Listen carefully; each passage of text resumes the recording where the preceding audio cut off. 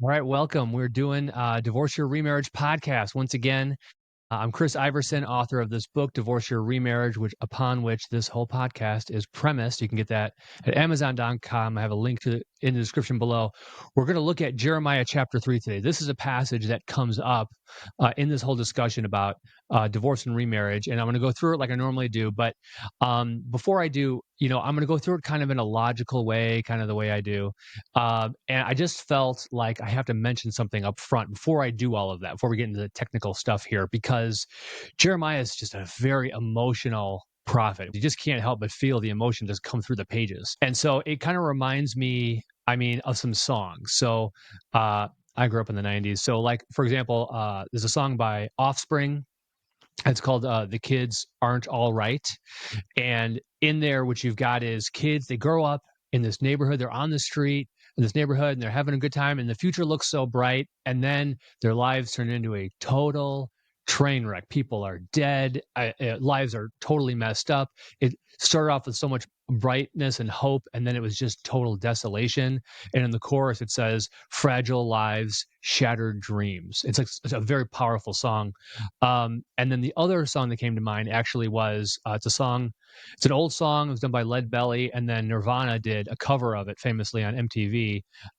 "Where Did You Sleep Last Night?" And this is about someone who is jealous because their significant other was cheating on them, and the emotion that comes through from Nirvana is just unbelievable. So if you've ever seen that, you know what I'm talking about. I just wanted to kind of set the stage because Jeremiah is just a very emotional prophet, and you'll see how those two themes make sense as we get into the text here some more. So I just wanted to say all that there's a lot of emotion in Jeremiah, and so I don't want you to take this video to mean that it's just a logical discourse. No, it's a lot of emotion. So where does Jeremiah 3 come up? So it comes up because what will happen is a lenient person will be presenting their view on divorce and remarriage. And then somewhere, maybe it's a pastor giving a message, or maybe it's a lenient person and a less lenient person are having a conversation about it. And at some point, the lenient person will say, um, God's divorced based on Jeremiah 3. And that just kind of bewilders people because they're like, if you've never heard that before, you're just kind of like, what does that even mean? And you don't know what category to put that in. And so your brain is like overwhelmed with thoughts. Or they'll say, God divorced Israel, say something like that. And so the implied argument, first of all, let me just say this. Often a lenient person doesn't even give their argument. They just say God is divorced. And the idea is that, well, if you agree with that statement, then the lenient person must be correct. But of course, they didn't really do their homework. They didn't tell you how you get from A to B. But I think what they're trying to say is something like this. God always acts morally. God divorced under certain circumstances. Therefore, divorce must be morally permissible under certain circumstances. And we have to be really careful with these kinds of arguments because God is the owner of all things. He's the governor of all things. He's the judge of all humanity.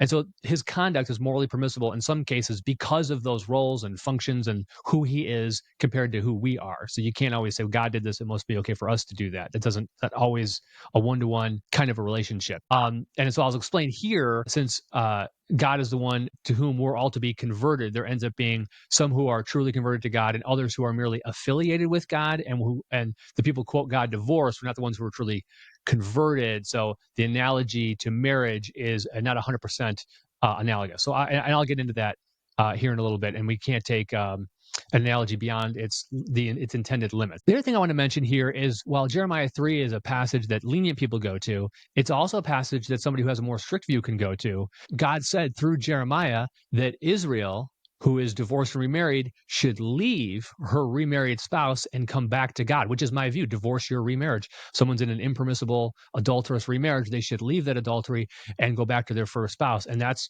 one of Jeremiah's main points in the text. We have to get past the headline, God's divorced, and get into the details to see what the text actually says. So what we're going to see from Jeremiah chapter 3 and chapter 2 and chapter 3 are 5 different things. Number 1, God was still connected to his spouse after the divorce. The moral law requires divorce of an adulterous remarriage. Number 3, the moral law allows reconciliation even after someone has been remarried. Number 4, Jesus rejects divorce for adultery. We'll talk about that. And number 5, God's divorce, quote unquote, is disanalogous ultimately to human divorce. Before we can get to those 5 points, we have to kind of demystify the situation. We just hear Jeremiah, and a lot of us are not really familiar. Where does he sit in the history of the world and of Israel and all that? So let's just go through quick biblical history. We've got creation, fall, flood, right? Then you've got the Tower of Babel. You have Abraham. Then they go into slavery, right? And then you have Moses. With Moses, you have the Exodus and the law. So you have Moses. They were freed from slavery. And then you have Joshua and you have Judges. Now, with Moses and Joshua, they're coming out of slavery and they're going into their own land. That's great, land of milk and honey and all that. But they're not real organized. And so you have and you end up with Judges, and they don't have there's no king in Israel. It's a refrain in Judges all the time. So they're politically, governmentally not real organized. So then you have a time where they say, you know what, we need to organize. And so they have a period called the United Monarchy.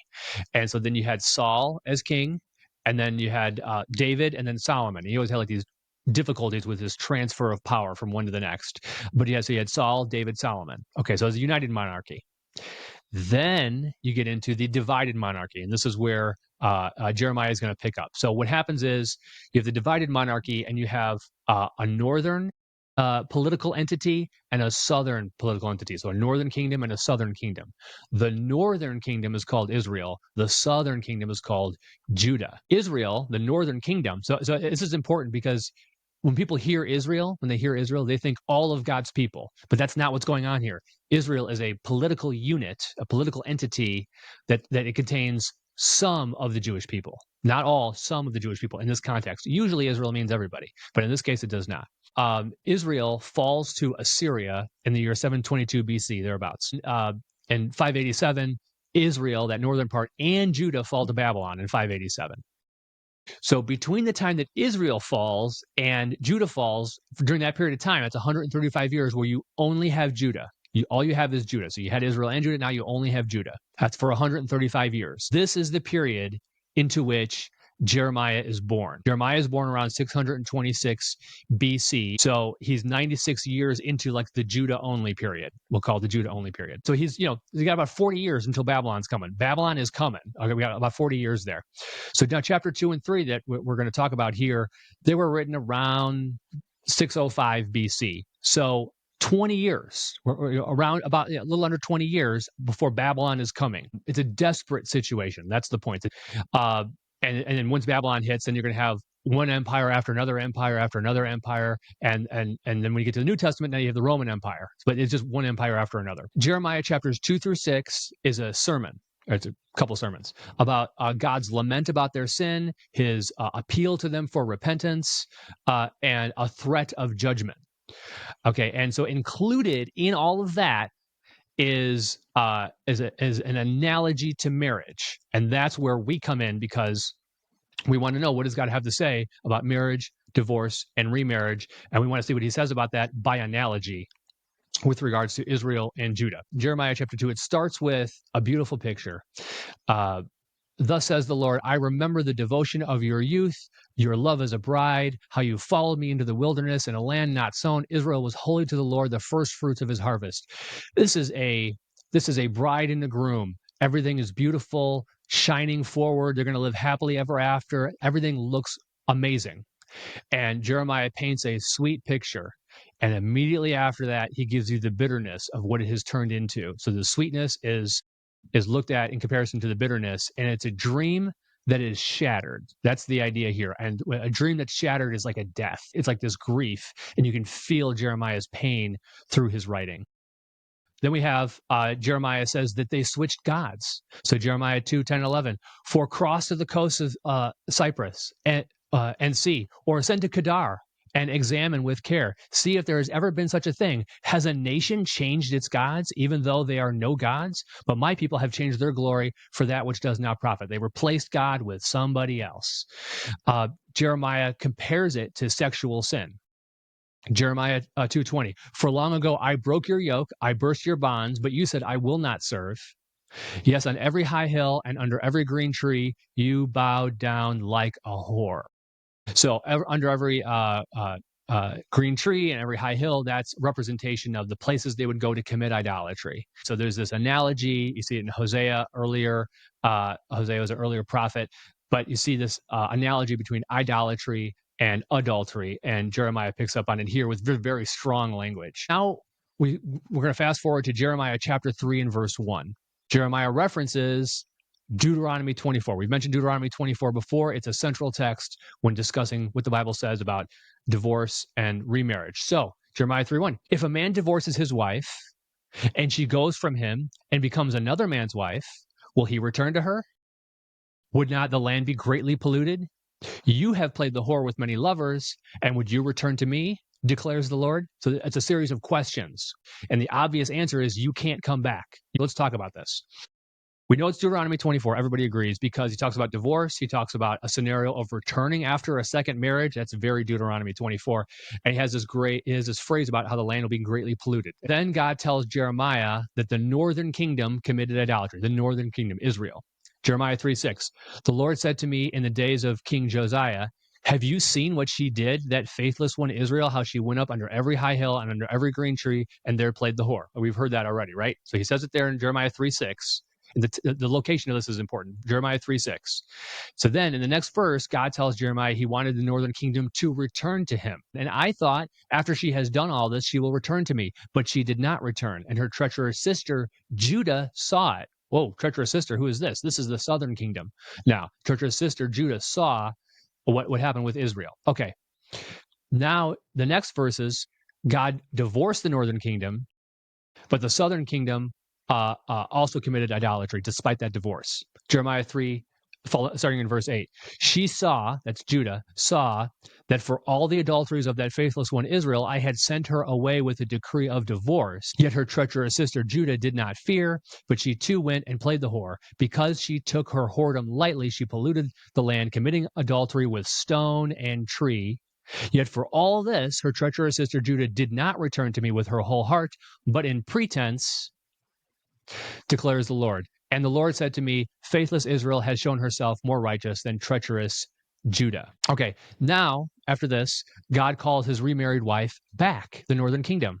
Jeremiah 3, verse 12. Go and proclaim these words toward the north and say, return, faithless Israel, declares the Lord. I will not look on you with anger, for I am merciful, declares the Lord. I will not be angry forever. Only acknowledge your guilt, that you rebelled against the Lord your God and scattered your favors among nations under every green tree, and that you've not obeyed my voice, declares the Lord. Okay, so now God says he is still in relationship with the northern kingdom. This is in verse 14. Now remember, he divorced. He said, come back.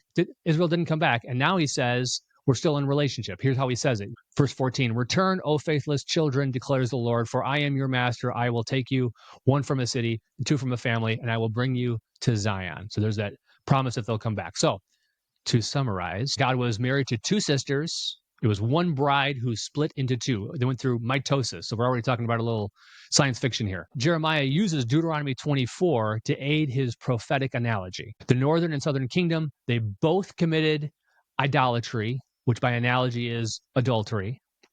God did not divorce the southern kingdom. God did divorce the northern kingdom and divorced for adultery.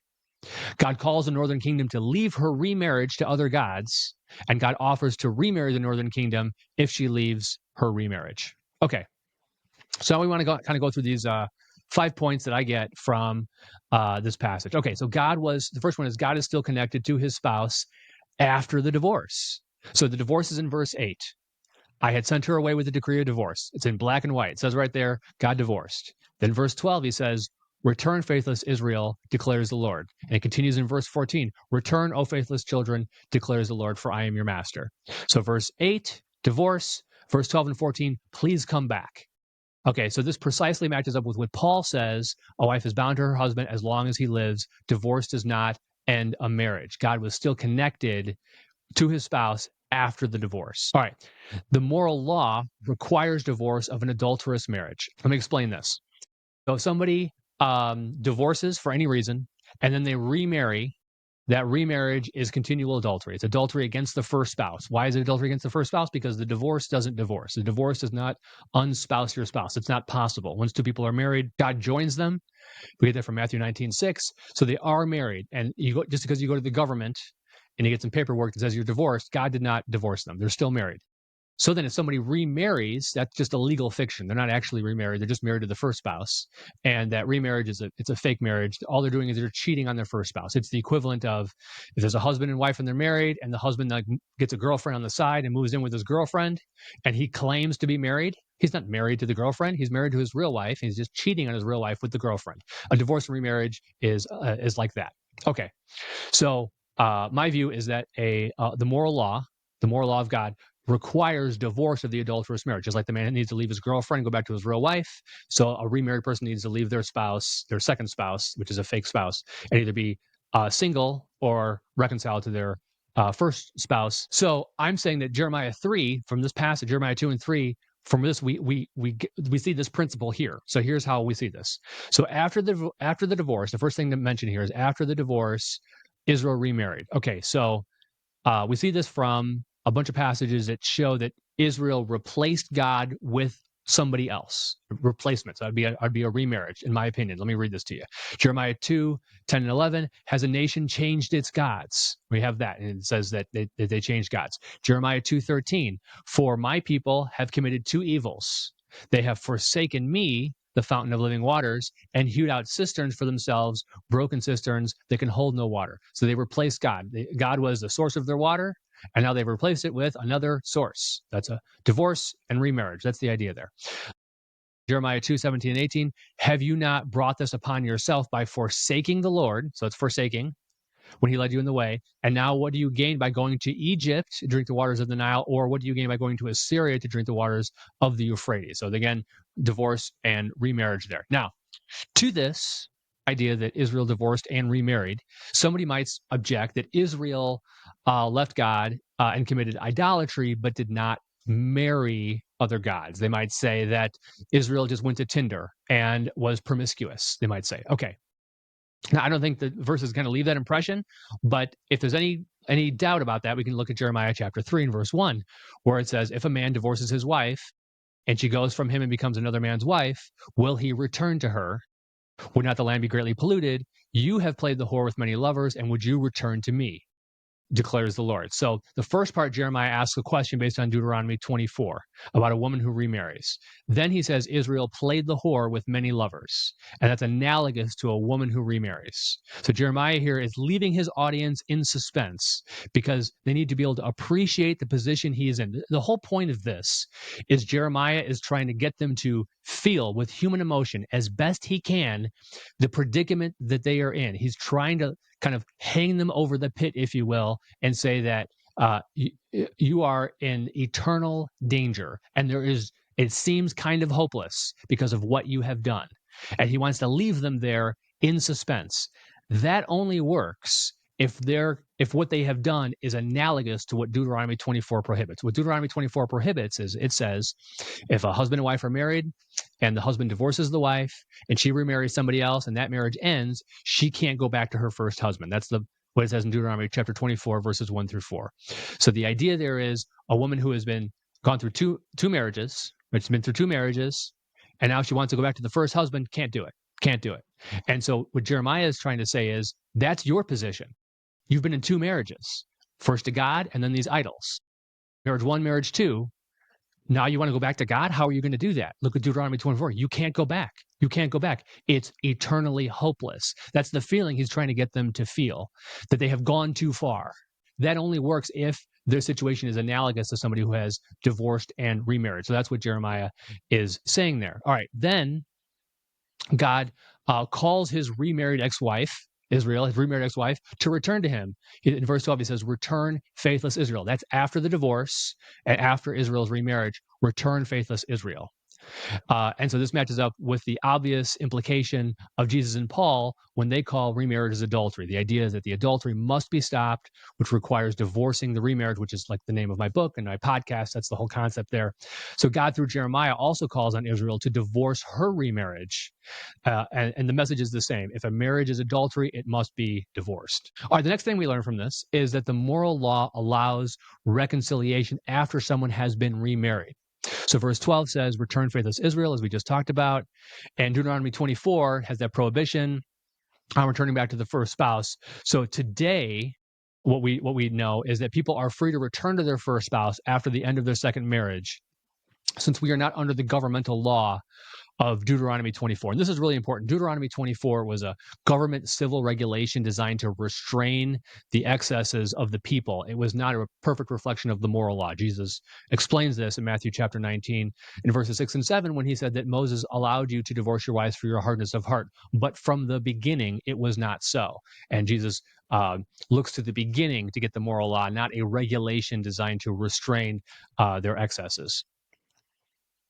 And so some people think, well, they look at Deuteronomy 24 and they go, well, if someone's been married and then divorced and remarried and divorced again, they can't go back to their first spouse because they say, look at Deuteronomy 24. But here we see in Jeremiah 3 that prohibition is not part of the moral law. Otherwise, God would not be calling Israel back to him by analogy here. So the prohibition on returning back to the first spouse is something that is contingent on being under that government law in Deuteronomy 24. If you're not under that government law, then it does not apply. The next thing we see is that Jesus rejected divorce for adultery. This gets a little complicated, but Jeremiah 3:1, God through Jeremiah introduces the idea of God divorcing Israel based on Deuteronomy 24. Now, under what conditions does Deuteronomy 24 allow somebody to divorce? It allows a man to divorce his wife for a matter of indecency. This is phrases ervat dabar. And the word translated indecency is the same word translated nakedness like 50 other times. Also, one time it's used as somebody going to the bathroom, But anyway, so people have debated what a matter of indecency refers to. At the time of Jesus, there were two schools of thought in the Pharisees. Jesus was debating this with the Pharisees in Matthew 19 and Mark 10. And the two views were Hillel and Shammai. And they both of them thought a matter of uncleanness included adultery. The idea that a matter of uncleanness included adultery is really actually not controversial at the time of Jesus. Everybody seems to think it includes the idea of adultery. But now people say, well, maybe it means adultery, maybe it means adultery adjacent, but not actually adultery. Maybe it means maybe there's a physical deformity problem or a general sexual problem. But most people think it has to do something with the wife's physical body because it has to do with nakedness and he's divorcing her. But it really is adultery is included in there. And we're going to show that here. So in Jeremiah 3 verse 8, God through Jeremiah said he divorced Israel for adultery. All right, so verse 1, Jeremiah is bringing up Deuteronomy 24:1 to divorce. 7 verses later, he says he divorces Israel for adultery. Quote, for all the adulteries of that faithless one Israel, I sent her away with a decree of divorce. A decree of divorce, the same kind of language, same kind of concept in Deuteronomy 24. So therefore, Deuteronomy 24:1 allowed divorce for adultery. So now let's fast forward to Mark 10. The Pharisees came up in order to test him. This is the Pharisees debating with Jesus. Asked him, is it lawful for a man to divorce his wife? And Jesus says, what did Moses command you? And they said, Moses allowed a man to write a certificate of divorce and to send her away. So the Pharisees are saying it's okay to divorce because Deuteronomy 24, a certificate of divorce, right? Deuteronomy 24. Okay. And Jesus said to them, because of your hardness of heart, he wrote you this commandment. But from the beginning of creation, God made them male and female. Therefore, a man shall leave his father and mother and hold fast to his wife, and the two shall become one flesh. So they are no longer two, but one flesh. What God has joined together, let not man separate. So Jesus responds and says, you can't use Deuteronomy 24 to find the moral law regarding divorce. You have to go to Genesis. In the beginning. Now, why can't you use Deuteronomy 24? You can't use Deuteronomy 24 because it was written to accommodate hard hearts. What are hard hearts? Those are unbelieving hearts, unsaved hearts, unregenerate hearts. And Moses allowed you to divorce because you're not saved. That's what Jesus is saying there. So under what conditions did Moses allow divorce then for these unsaved people? A matter of indecency. What's a matter of indecency? It includes adultery according to Jeremiah 3:8. So Jesus says, if a man learns his wife committed adultery and he divorces her for that adultery, it's a hard-hearted act. It's immoral to divorce your spouse because they cheated on you. So you have to let that sink in for a second. That's what Jesus says in Matthew 19, verses 7 and 8, and there in Mark 10 also. But let's look at Matthew 19, 7 and 8. So it really says the same thing. They, that's the Pharisees, said to him, "Why then did Moses command to give her a certificate of divorce and to send her away?" He said to them, "Because of your hardness of heart, Moses allowed you to divorce your wives, but from the beginning it was not so." Same idea. But Moses let us divorce. That was because you're not saved. That's why he let you divorce. So that's what Jesus is saying there. So just to reinforce this idea that Jesus rejected divorce in the case of adultery, consider that the Pharisees referred to Moses as commanding divorce. And these were the Pharisees from the Hillel school of the Pharisees. We know that from verse 3. And Hillel believed that Moses commanded divorce, required divorce, obligated divorce in the case where a wife cheated on her husband. So when they say, "Why did Moses command to give her a writing of divorcement?" they're talking about a case of adultery. So we got that from extra biblical sources because of Hillel. We got it from Jeremiah chapter 3 and verse 8. We have it from just the words urbat debar. Everything tells you that Jesus rejects divorce for adultery. But now this creates a problem. And maybe you've already caught the problem. Here's the problem it creates. How could Jesus call divorce for adultery hard-hearted, but Jeremiah says God divorced Israel for adultery? That would seem to say Jesus called God hard-hearted, which of course is impossible for that to be. So how does that work? And what this shows us is we're running into the limits of Jeremiah's analogy between God and Israel as between a husband and wife. And so this leads us into our last point, which is that God's divorce, so-called, is ultimately disanalogous to human divorce. God here was married to two sisters, Israel and Judah, right? The northern kingdom is Israel, the southern kingdom is Judah. But Leviticus 18:18 prohibits marrying two sisters. What is this? How is this possible? Well, God didn't exactly marry two sisters, right? What happened was he married one and she went through mitosis. She split into two, which of course, this is like science fiction.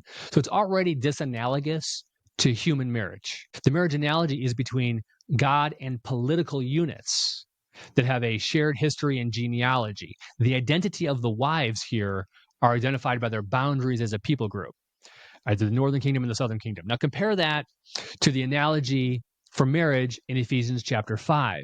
There, Paul analogizes human marriage to Christ and the true church. It's not a political entity, it's the church. So to identify that wife, you have to find, who are those who have true faith? They're part of the true church. They're part of the bride of Christ, right?